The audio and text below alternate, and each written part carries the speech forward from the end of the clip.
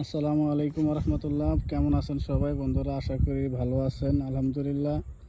আজকে এটা হিট করছিলাম প্রচুর কইচুডি খালে।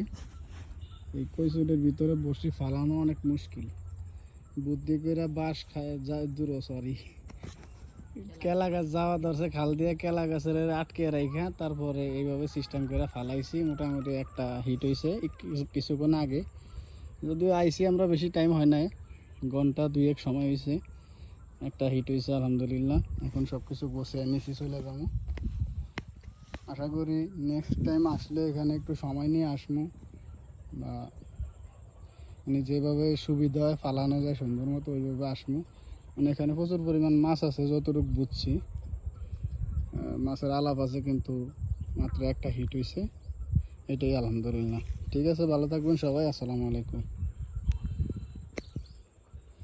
সেই